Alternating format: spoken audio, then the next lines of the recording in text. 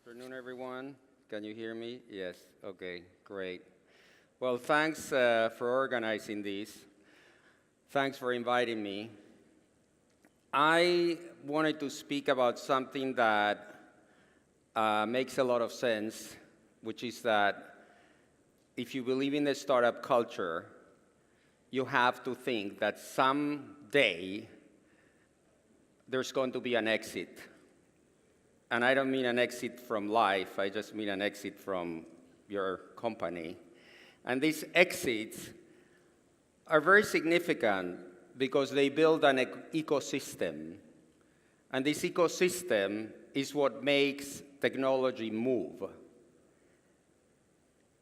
So I'm going to speak about European unicorns because there are some, as you will see, and there's many more coming. But before that, I think that I should credit the author of the term, Aileen Lee, who I met a few times, who came up with this name unicorns, which is it generally tends to be Americans who come up with these names, which are generally totally unrelated to anything you can imagine. For example, another one that I like is this cloud computing, right? I mean, what is there? Is that a religious connotation about a cloud, or who's in the cloud and what's in a cloud? But we call it cloud computing. Why should anybody call a company that is sold for over $1 billion a unicorn when unicorns don't exist? And billion-dollar companies do exist. I don't know, but I decided to steal this name and the image of the unicorns in order to speak about billion-dollar exits. And I think billion-dollar exits are very important, not so much because of the money, which is something that many people focused on, but on the resources that are mobilized later on. And because generally, when there are exits, there is a whole leftover community of people who used to work at that company and then go on and build other companies. I will speak in a little while about my own experience with building unicorns, but I'd like to say that, for example, in the case of Ya.com, this company that I built in Spain, and we invested around $50 million, and we sold it 2 years later for something close to $750 million. I'm translating euros to dollars. The Ya.com community, the Ya.com mafia, sometimes called it, taken from the PayPal mafia, has gone on to build many other companies. And I think exits are important because of stock option plans. They're important because the money is distributed among other people, but they're important because people who have been part of gigantic exits gain a lot of credibility themselves.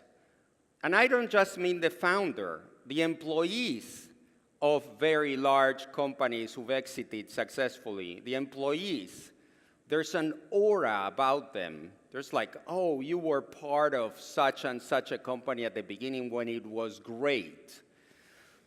Because there's always this concept that somehow there was a time when things were great, which generally is not true at all. I mean, at the beginning they were awful, they were horrible, and it was actually much better and greater when the company finally established itself and when the company sold and everybody was happy. But there's always this fiction that's created about being one of the first employees. And that is something people say all the time. So not only they speak about the founder, they speak about the first employees. And they say, oh, such and such a person was the first employee, one of the first employees, one of the first 20 employees, one of the first 50 employees. And as you know, companies that do very well have a lot of founders. And companies that fail only have one founder.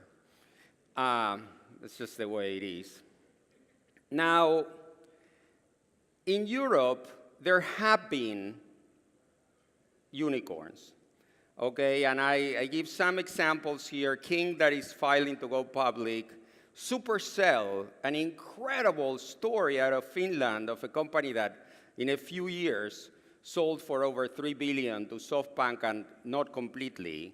Rovio, the Angry Birds company, has done fundings at valuations of over $1 billion. SoundCloud is getting there. Skype sold twice for $4 billion, then for $8 billion. The founders of Skype went on to building other companies. They're also my partners, and they're on my board at Fawn. And these European stories are Criteo also, that is going public, Klarna, Zoopla, Wonga. These are companies that are born here, built here, and many times have obviously gone global.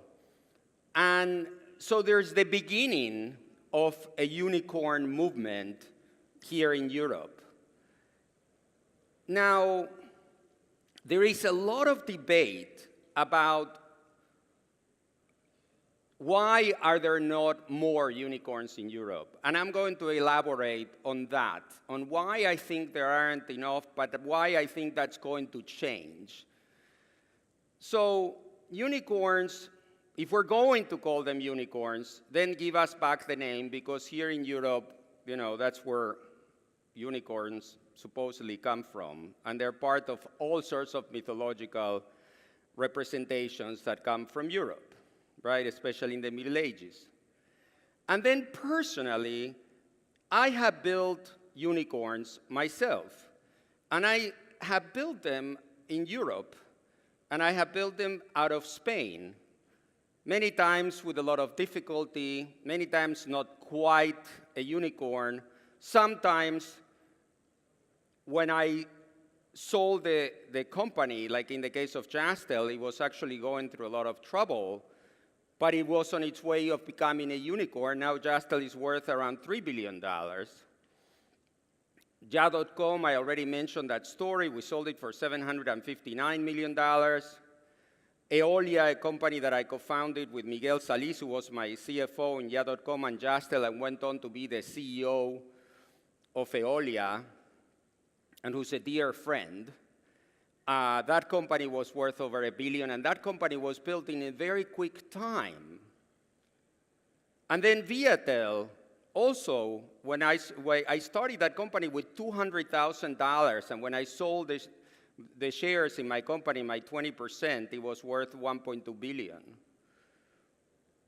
Now, you could say, well, if just in Spain and in Europe we have all these unicorns, why is it that nobody knows about them?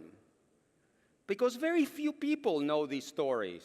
Not even in Spain, never mind outside of Spain.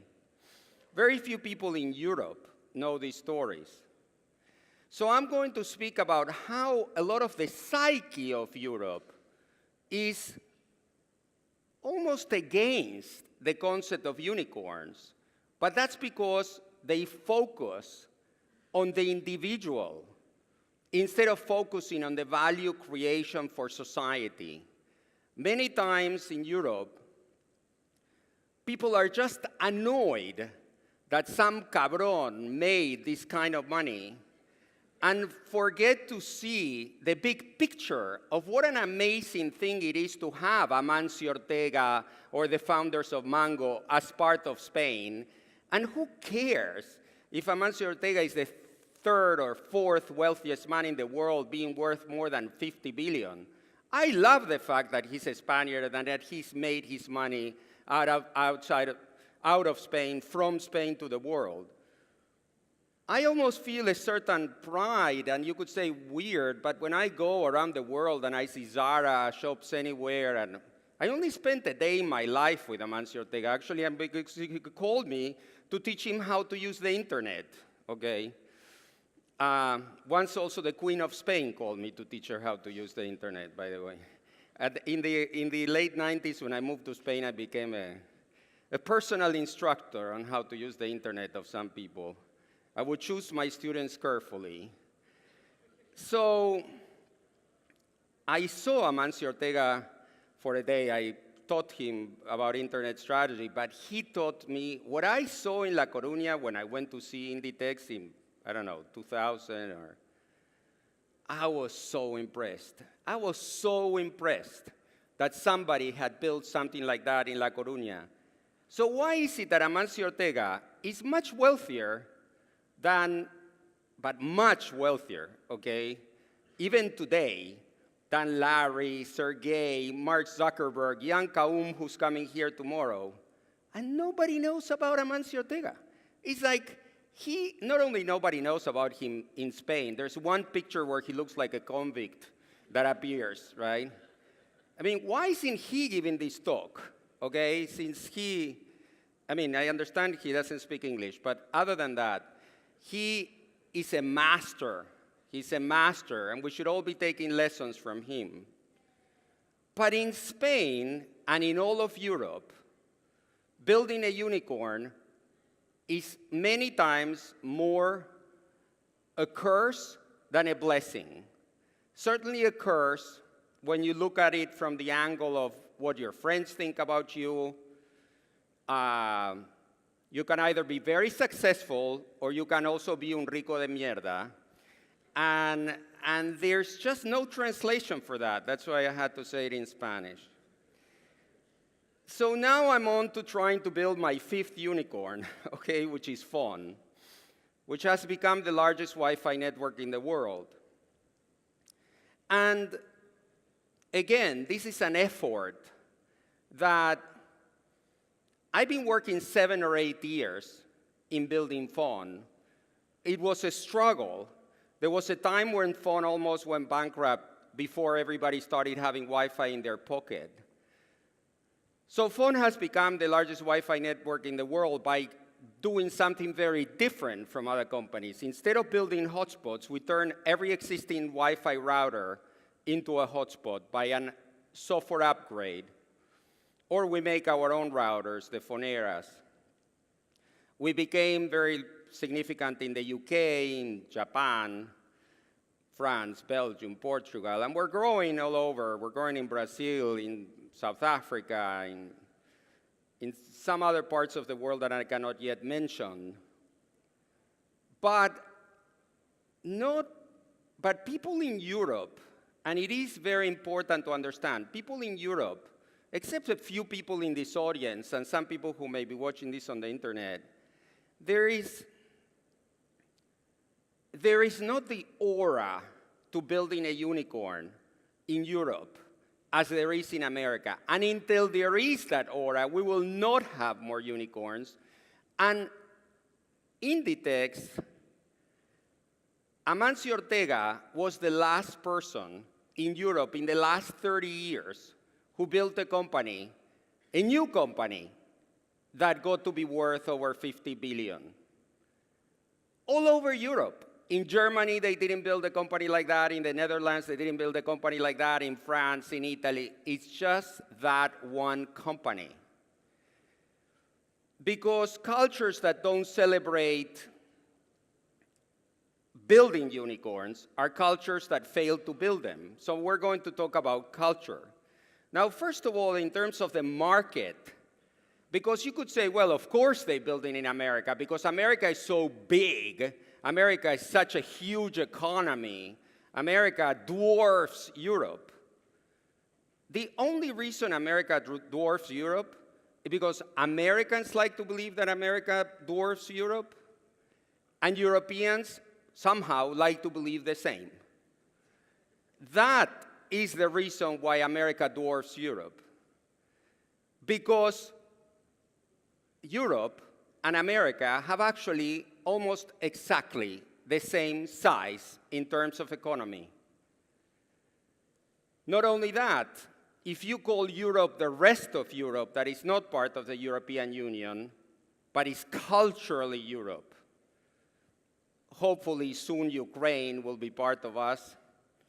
If you call Europe the Europe that used to be called Europe before the European Union started, then we have a bigger GDP than the United States. And the United States has 370 million people, I believe, and Europe as number of people has more like 450 million, and this I'm saying top of my head. So even in terms of markets, there is more people. And markets are important because a lot of products, like for example smartphones, are not sold per wealth, they are sold per people. And America is a great place, the United States of America, great place to be rich. But Europe is a great place, paradoxically, to be not so poor. Or the richest poor people in the world are in Europe.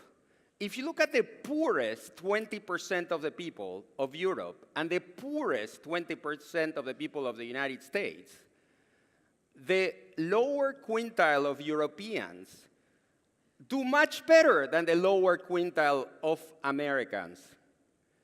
Sort of like America is a great place to be rich, but Europe is not such a bad place to be poor because there's a lot of help, because education is free, because health care is free, because there's welfare and so on. Now, is this socialism? To me, no, this is common sense. But other than that, it's common sense. If you're a company like the companies that I have built, let's say Jastel, what does Jastel care about? Jastel cares that everyone in Spain should be able to afford a connection. That's what Jastel cares about. And that's what almost every company cares about. How many people in your nation can afford the product that you're selling? That's why countries like Brazil, Mexico are only exciting because they're bringing more people into the middle class so more people can afford products. They're exciting because they're in transition to bring more people to the middle class. But Europe brought all these people to the middle class already. So in terms of why is it not that easy to build a unicorn in Europe, it's there's a lack of culture of building unicorns, and the path, and a lot of people give up early on earlier exits, okay? They don't wait until, let's say, their exits are unicorns.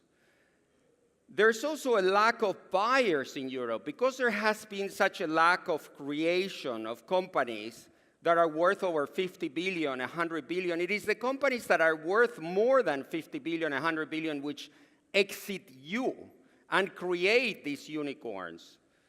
Also, the financial markets in Europe, the people with money in Europe tend to wrongly believe in the safety of such investments as real estate, for example, that has completely sunk Spain, including Catalonia. And so the obsession with real estate has hurt a lot of other industries. And in fact, the countries that do best in Europe, like Germany, are somehow the countries least obsessed with real estate. Because I don't know if you heard, but many Germans do not consider it shameful to rent your home. Now, Europe also has less serial entrepreneurs. Every interview I give in Europe, I get a question that I never get in America. Why are you building another company? I always get the same question in Europe. Why are you building another company? Like, they say, hey, you built a company. You made money. So why are you building another company? I'm like, because I love to. Because also it's the only thing I know how to do. And so people in Europe think that if you got lucky enough to have an exit, why go for more? That is changing. There are serial entrepreneurs. There are amazing serial entrepreneurs in Europe. And as you will see, a lot is changing. But there is that undertone that do you live to work or do you work to live? Of course, an ideal lifestyle is one in which when you work, you're in America, but when you leave work, you're in Europe. But that somehow doesn't commute. The commute is a bit tiring. The culture of risk. You know, Americans have, well, let me put it this way. Like all animal life, when you think about how animal life is created, you basically have a situation where a lot of sperm fights to get one egg, right? And you are the winners here in this room. You're the sperm that made it, okay, and the egg that made it. We obviously come from a culture of risk. Biology is a culture of risk. Animals face risk all the time.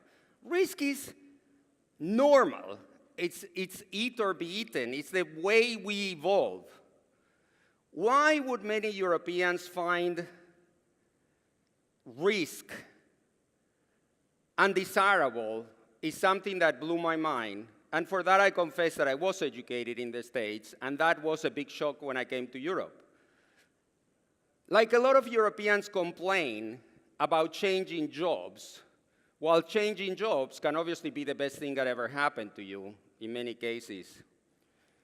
So there's a culture of risk aversion, which I think has to be fought in order to have more unicorns as part of the European landscape. Then there's something about Europe that holds us back, and don't kill me for this, education, culture. We're so educated about how different we all are. We're always told to celebrate how different we are, how different the French are from the Italian, from the Spanish, from the German, how different we all are. And what a great thing that is. I don't think you find that when you go to America. America is more the franchise nation. Everywhere you go, I mean, once I remember my wife and I, we tried to drive from Denver to Sun Valley and promised ourselves never to eat in a franchise restaurant, and we starved, okay? Americans kind of like it that everything looks the same. The whole franchising concept is, I'm going to give you an artificial feeling of comfort that wherever you are, things will be the same. As I already mentioned to you, I hate franchise food. Having said this, you can't build a unicorn thinking about how different people are. You have to build a unicorn thinking how similar people are. A unicorn is about finding what the whole world, or a lot of people, have in common. What young Kaum did is he found that whether you were Brazilian, you were Japanese, you were Spanish, you were whatever, you still wanted to WhatsApp, or you still wanted to Google, or you still wanted to Facebook, or you still wanted to. Cultural diversity is great when we go out for dinner. It's great when we walk around a city. It's great for a lot of things, but believe me, it's not great for building unicorns. Then there's a lot of issues in Europe that Europe has to address in terms of legal, or the legal interpretation of a lot of relationships in life, and especially the relationship between what does it mean to be an employee and what does it mean to be a partner, and the crossover line between making most of your money out of stock options or making most of your money out of salary, and the forced severance pay that exists in all of Europe. Having said this, Europe is fantastic compared to America, 100 times better than America, when it gets to frivolous litigation, right? I'm happy we don't get $10 million when we burn ourselves with coffee here. I am happy that we have a legal environment that is understandable and stable. But I am unhappy when an entrepreneur can fail in a business and be haunted for debts all his life or her life, and that personal bankruptcy is not so well defined in Europe as it is in America. The concept of personal bankruptcy It is essential for people daring to be entrepreneurs and building unicorns. Now, having said all this, European governments are changing. Europe is changing. Spain is changing. Barcelona is changing. In fact, this event, I understand, was done in cooperation with the government, which obviously is becoming extremely aware of how important are entrepreneurs for society. And governments went from mistrusting entrepreneurs to realizing that they couldn't give any more jobs, and that if somebody was going to get the European youth back to work, was not going to be the government, but it was going to be entrepreneurs. And so in the last few years, many companies got started that make us believe that there will be a lot of unicorns in Europe. Now, here's a list I made of companies that I think could become unicorns. Companies that are on their way, companies that are worthwhile watching. But I would be happy, I'm Martin Vars on Twitter, I'll be happy to retweet your companies if I get to believe that they are on their way of becoming unicorns, because I think it is a great thing and nobody knows. Nobody knows. This is like, you can get a sense. Look, I have built 4 companies that sold for over 700 million, and a few months before, I had no idea of the value these companies were going to have in some cases. And I believe that the WhatsApp, part of what's surprising about the WhatsApp story, or let's say when Jan Kaum said in DLD that he was not going to sell WhatsApp on January 24th, and then a month later he sold WhatsApp for the record amount of money that he did, I do not believe he was lying. I really believe that a month before he had no idea. I know this is hard to believe, that I'm telling you, having been on the other side many times, and the founders of these companies that I have on this map dreamed the same dreams, but how these dreams will become a reality is a different story in each case. Many times, a story that is not known to the founders. And I'll give you an even more complex example, because one of the things that Europe has to end is the paranoia about rich people. And this paranoia sometimes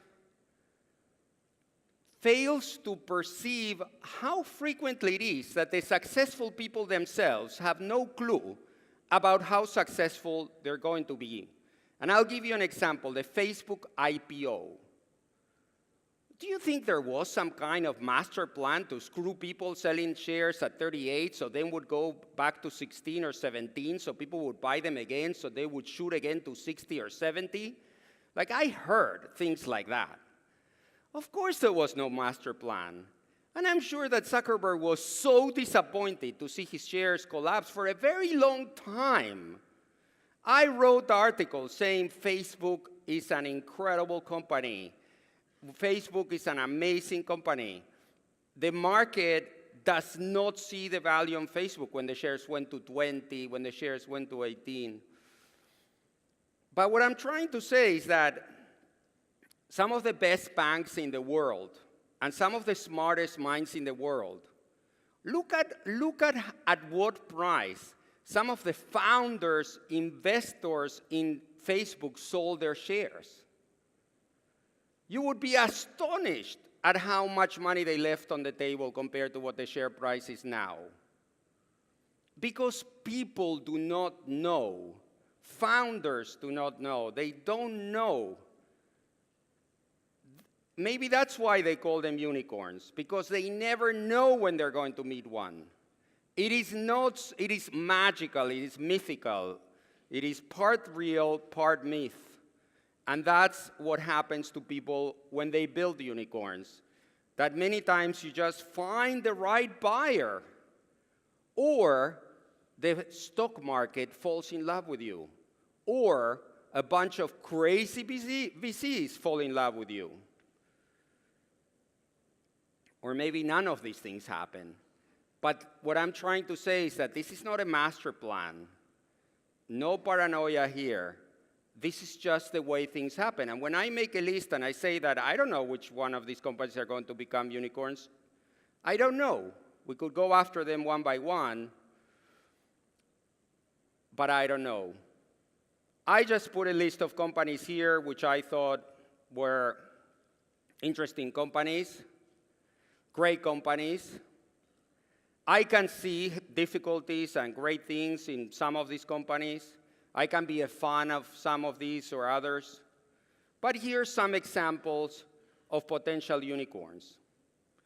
Now, having said this, what I would like to do now is stop with my presentation and with your help make this a little more interactive and get a chance to answer your questions as to why you think Europe has had difficulty developing unicorns, and especially now how that is changing, we can be optimistic, but exactly how this is going to happen. So does anyone have any questions?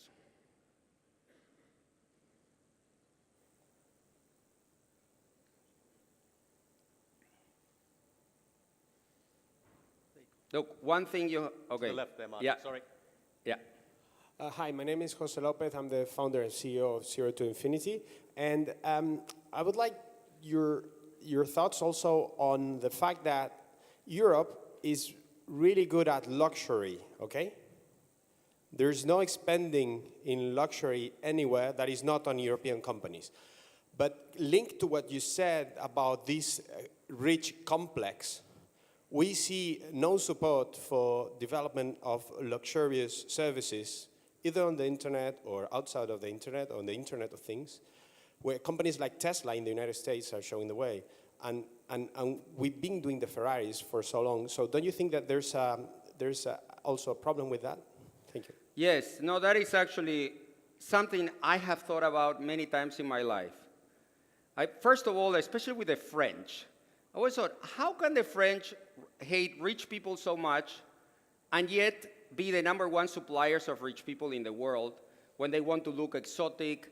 They're the makers of the least useful, supposedly most beautiful things in the world you can buy.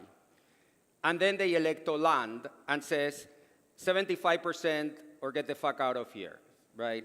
And you're like, what is this contradiction between being the country that makes the most amazing luxuriant products in the world and elect a president who tells to all the rich people to fuck off, right? And so I share your bewilderment, and I will just speculate here. I believe that Europeans have, in the psyche of Europeans, there's almost a view as if money, there's something, or let's say Americans ask each other how much money they make, and that is almost an obscene question to ask in Europe. It's like, but Americans show no nudity on their magazines and newspapers, and we see breasts all the time, whatever, we don't care, right? So what we find obscene, they don't, and what they find obscene, we don't. So there's obviously some concern here, but there is in Europe, deep down, there has to be a fascination with money if we make products for the 0.01% of the planet. If we make bags that cost 3,000 euros, if we make cars, the craziest, most expensive cars that Americans can never make, no matter what car they make, nobody will pay more than 40,000 for it, whatever. Or Europeans are amazing at selling cars to Americans, and Americans, if they want to sell cars in Europe, they better make them look like European, and not even them will they sell you a car at the price of an Audi, a BMW, a Mercedes, a Ferrari. But the Tesla story that you mentioned is a very different story. To me, the Tesla story is a Silicon Valley story. It's the genius of Elon Musk, who said, batteries cost a crazy amount of money. But electric cars, and all of us who played as little children with electric cars, have incredible features compared to combustion engine cars. Like they go from 0 to 100 in 3 seconds. They're like electric cars are amazing in many ways. They're silent, they pollute less. But the batteries, there was no way to make an affordable electric car. So Elon Musk said, let's just make a crazy expensive electric car. Let's make an electric car. Let's take advantage of the fact that the Europeans make cars that already cost 80,000 euros, and let's make an electric car that costs something like $80,000 or 80,000 euros or something like that, because then you can pay for the battery. In the end, the reason to make a Tesla is to make a car that will show rich people how good electric cars can be, so then the rest of the world can afford them, because by making electric stations in replacing gas stations, by making a lot of batteries, you will eventually make batteries affordable. And so the question is, why was this not done in Europe? And I think because in Europe, we lacked that moment of genius that Elon Musk had. But Europe can totally have other moments of genius. And in Europe, we do a lot of things much better than in the USA, in terms, especially with using energy and alternative energy and energy in general. So to me, these ones are points, and I don't mean to sound like this is a battle. I spend so much time in the USA. I love the USA. I love Europe. This is like trying to understand that in the end, if we look at what we have in common, we can build unicorns. If we look at what we don't have in common, we can stay in our neighborhood and never grow up. You know, that's sort of the...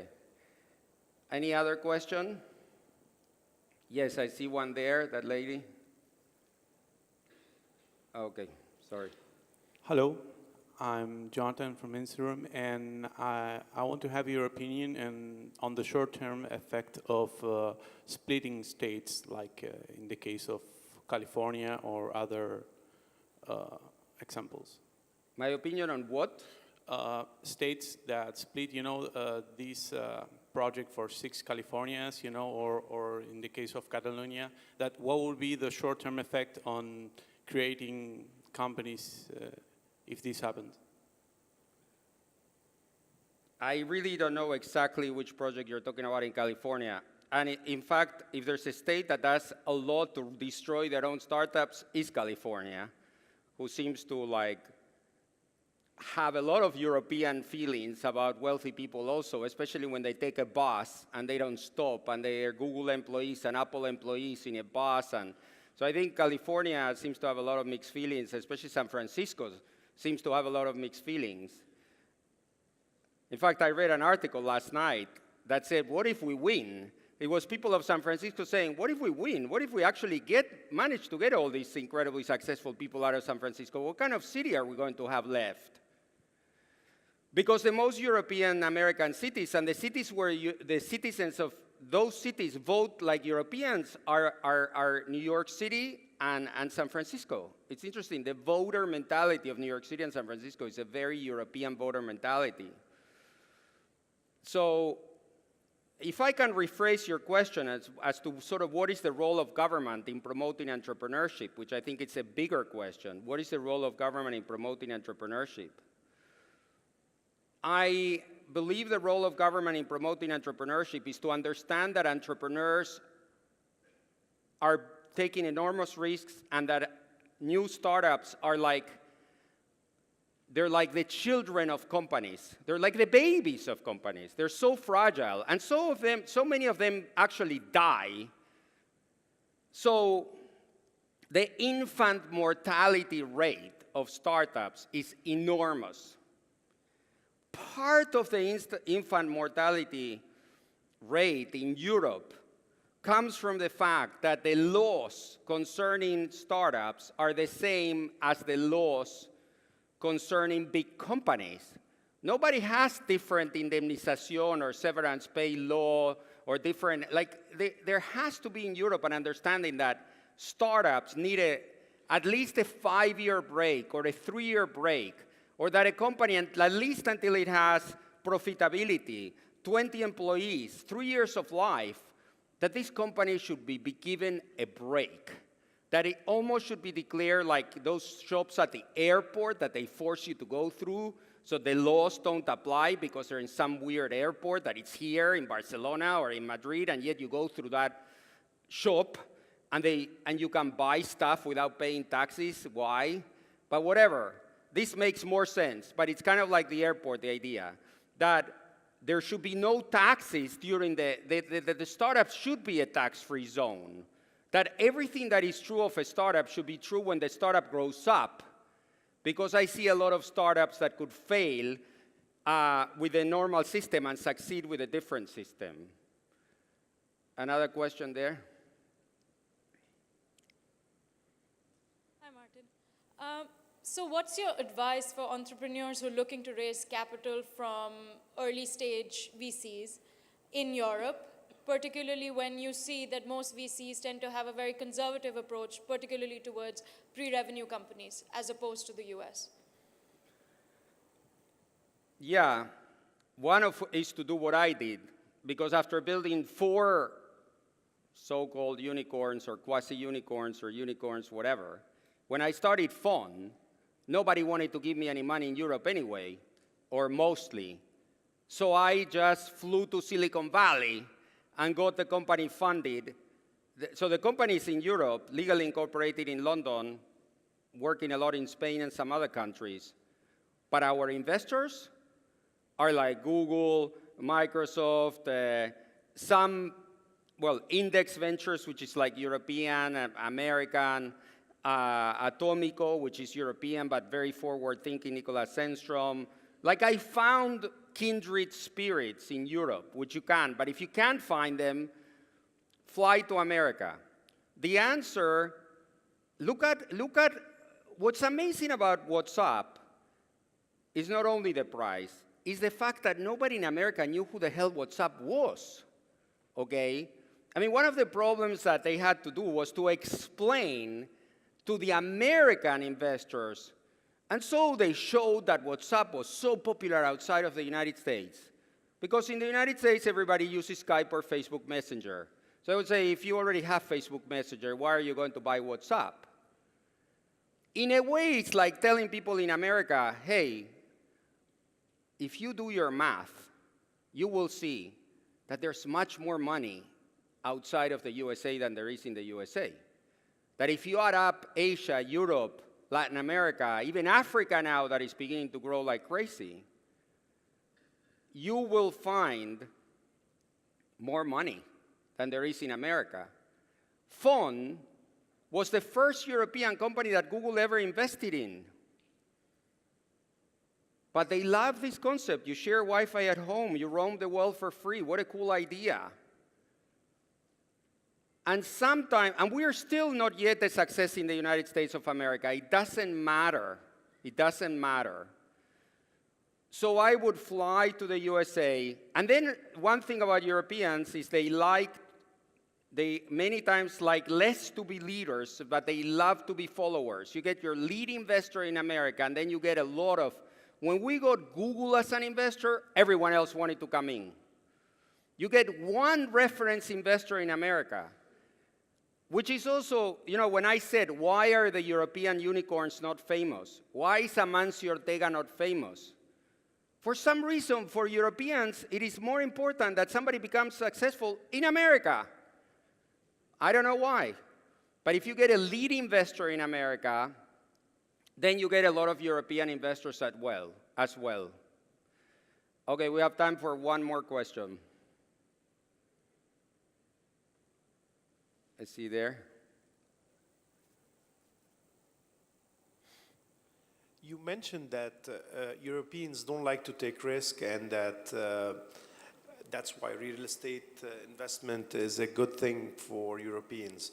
But I haven't understood well, what would you change so that the culture of risk in Europe changes? What should be done? Yeah.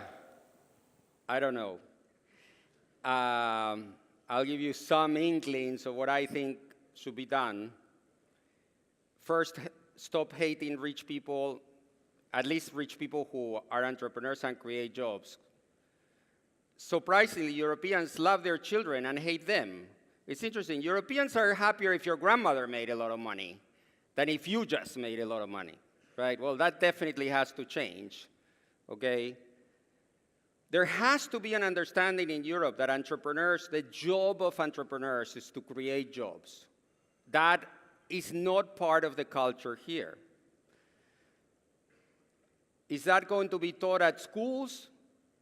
I don't know.